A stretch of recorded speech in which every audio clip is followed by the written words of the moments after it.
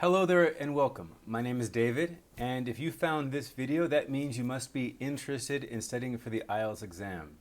I've been a teacher since 2001, and I was first introduced to the IELTS exam in around 2005.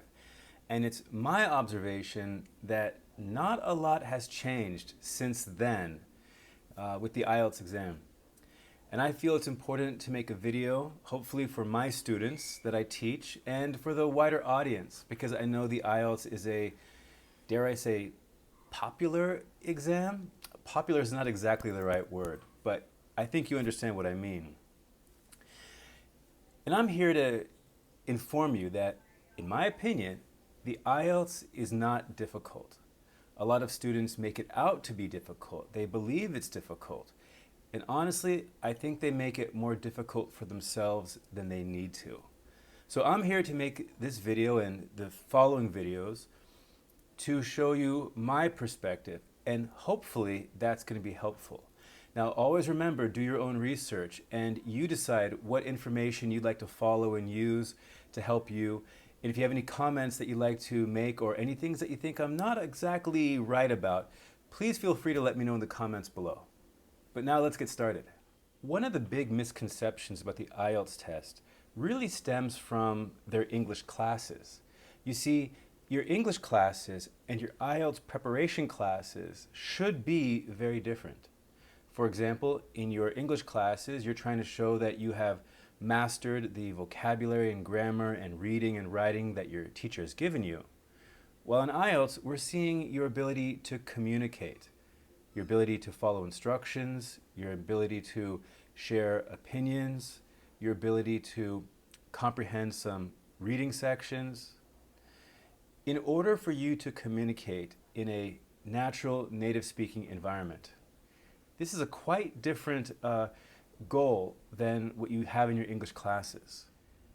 For example, when you're doing reading tasks for IELTS, the question that we're really asking is, are you going to be able to understand school textbooks in an English-speaking environment? When it comes to listening, are you going to be able to follow classroom lectures? Are you going to be able to follow conversations? Are you going to be able to follow instructions? When it comes to writing, we're looking to see if you're able to look at graphical information like charts and maps and tables. And are you going to be able to describe them and compare the information that you see? And also with writing, are you going to be able to coherently write out an opinion essay, 4 to 5 paragraph essay?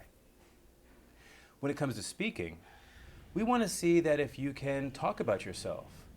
Can you speak at length about an experience you've had? And can you talk generally about issues, not necessarily related to you, but perhaps your opinion about other people's experiences or other people's points of view?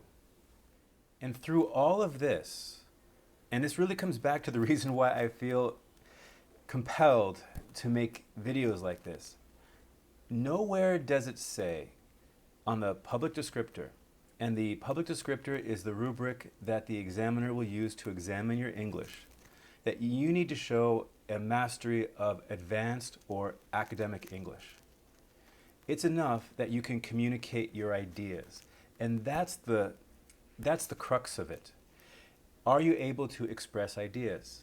And for a long time, I didn't want to teach IELTS because I felt my students were not really prepared to discuss their ideas.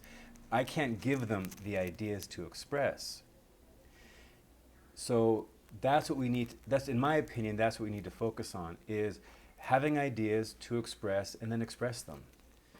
So this is just a little introduction about me and how I think about IELTS. In future videos, I'll be going into different topics like the public descriptor, how I like to manage timing, because IELTS, while it's not a race, it is time sensitive. You have limited amount of time for each section.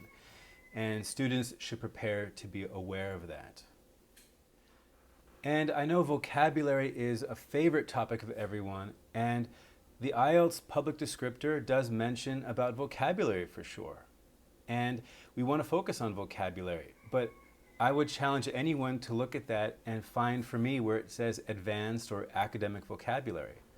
What I see instead are words like paraphrasing, idiomatic expressions, collocations, and less common vocabulary.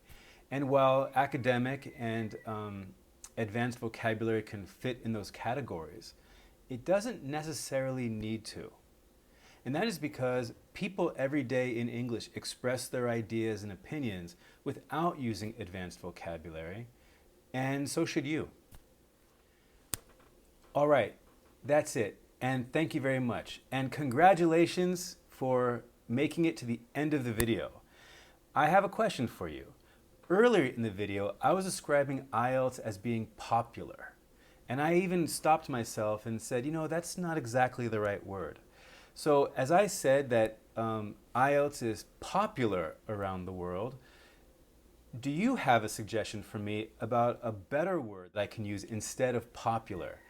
I'm not looking for advanced or academic English. I'm just looking for a different word because I was inaccurate. I did not hit the nail on the head with that expression, and I want help. So please write in the comments, let me know what you think. And until next time, study well.